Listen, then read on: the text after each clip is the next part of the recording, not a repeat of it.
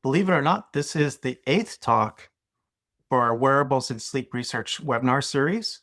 Today, we will talk about circadian physiology, central and peripheral clocks, zeitgebers. And as many of you know, circadian scientists have seen an explosion in interest and investment in the past 5 to 10 years. And hopefully from this talk, you will get a sense of why that is. And before we proceed with the talk, I just wanted to briefly remind you of the broader webinar series, which spans the full spectrum of sleep science, all from a wearable perspective. We've talked about actigraphy, PPG, sleep regularity, sleep staging, and today we talk about circadian rhythms with physiology and zeitgebers, which means time givers in German. And the next talk will be about circadian physiology testing, including cortisol and melatonin, and also some analytical methodologies. So what is the objectives for today's talk? First is to answer the questions, what has led to the recent explosion of interest in circadian sciences? How does the suprachiasmatic nucleus act as the body's master clock? And how does the SCN synchronize and coordinate the peripheral clocks? And what are other zeitgebers other than light, and how do they interact with the circadian rhythm? And what are the differences between process C and process S, and how do they complement each other? And so I've divided this talk into 6 categories here. Introduction, the central clock, I will talk about the SCN, peripheral clocks, systemic zeitgebers, non-photic zeitgebers, and process C versus process S. So let's start off with the introduction and the implications of circadian sciences. So, as you know, circadian rhythms are deeply conserved features across life, and even simplest organisms like cyanobacteria have molecular clocks. And these rhythms are seen in fungi, plants, insects, and mammals. And interestingly, they find different mechanisms by which their internal circadian rhythms are established. Cyanobacteria, for instance, uses protein phosphorylations. Fungi uses these genes. Plants, insects, and mammals uses different types of mechanistic genes. And so clearly, something about the circadian rhythm is really desirable to have different organisms establish it through different means. But from the scientific research community perspective, clearly, circadian sciences have become more prominent due to a number of reasons. And probably one of the big reason was, or at least recognized in 2017, was the awarding of the Nobel Prize of Physiology Medicine to these 3 gentlemen, Professor Rosbach Hall, who are at Brandeis University in Boston, Dr. Young in Rockefeller University. And they were awarded for the discoveries of the molecular mechanisms controlling circadian rhythms. And this was a quote by Dr. Stevenson, UConn, that basically says here, until quite recently, circadian biology was considered a quite little subtopic of biology in general.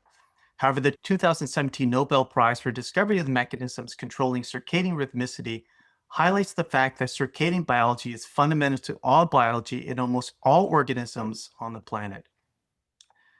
So that seems to suggest the really strong importance of circadian rhythms. The other reason why circadian scientists have become truly popular is the recognition that modern lifestyle leads to circadian misalignment. You have circadian rhythms which should ideally be synchronized with our environment, our behaviors, but our modern lifestyles with indoor lightings onto late into the day, our poor sleep patterns, our sedentary behaviors, and then access to food and sometimes not great foods all throughout the course of the day, and also shift work along with jet lag, which then subsequently sends messages to our central circadian rhythm to then lead to reduced amplitude of the circadian rhythm. This subsequently feeds back and then leads to changes in our behavior, in our interaction with environment as well. And then it sort of feeds, it intensifies, and then leads back again back to the circadian rhythms, leading to low amplitudes and poor timing cues. And in fact, I think we find that as people get older, our circadian rhythm amplitudes gets reduced, and even the period and even the phase shifts as well.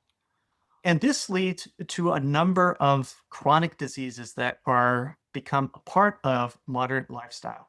This includes hormone imbalances, inflammation, altered glucose lipid metabolism, and the list goes on. So clearly, circadian misalignment, secondary to our modern lifestyle, has some broad implications for our health. And the other thing that has developed is the development of new technological and research advances. And I would probably categorize these into two categories. First is genetic and molecular tools, and then wearables and point of care testing. For genetic and molecular tools, probably the biggest development for circadian scientists were these real time gene expression reporters, particularly luciferase. And you could assess the changes in gene expressions over time, and that would give us an idea of the cyclical nature of the patterns in the cells. And then you also had optogenetics and chemogenetics, where you could alter the genes in order to see how changes the genetics can alter the cyclical or circadian nature of an organism. And then you have multiomics like transcriptome, proteomics, metabolomics, all the things where you can see how changes into these clock genes can lead to systemic changes to the organisms. And then you have wearables with important care testings, including salivary tests such as melatonin and cortisol, dried blood spots, and then you have wearable data, which includes actigraphy to enable us to assess sleep patterns as well as activity, and also continuous glucose monitoring. And then the next big development was the recognition that timing of medications and treatment actually matters a lot. One of the biggest study that demonstrated this was the Hygeia study published in 2020. This is a large study conducted in Spain involving over 19,000 hypertensive patients. And they found that patients who took their blood pressure medications at bedtime rather than at waking had significantly better blood pressure control and a dramatically lower risk of major cardiovascular events over a median follow-up of 6.3 years. And the results, which were published in European Heart Journal in 2019, showed a 45% reduction in the risk of events like heart attacks, stroke, and heart failure for bedtime dosing. So you could see this here for the cardiovascular disease outcomes. This is a huge improvement just based on the timing of the medications, and usually to match the blood pressure dipping that happens early in the night. There's another study that was also done for cancer, and this was a systematic review of 18 randomized controlled trials, which involved ultimately 2,500 patients, and found that 61% of studies reported significant decrease in toxicity with chronomodulated chemotherapy while maintaining the same level of anti-cancer activity. And 17% of these studies report improved efficacy measures such as survival or objective response rates, but no studies actually reported decreased efficacy. So I think these reasons, I hope you can understand, is the reason why the circadian sciences have really seen an explosion of popularity and interest. And I wanted to show this really interesting video of a plant as it responds to light, just to give you a sense how an organism uses the circadian cycle to go to sort of day to day. So as the sun moves from the right to the left, you can see that the leaves starting to fade to the left, and then it sort of relaxes at night. And then in anticipation for the sun shining to the right here, all the leaves move to the right. So there's an anticipatory component of the circadian cycle, and it involves all parts of the plant. As you can see, that all parts of it are involved in the circadian management of the plant. The other thing I wanted to talk about later is the importance of the two process of sleep regulation.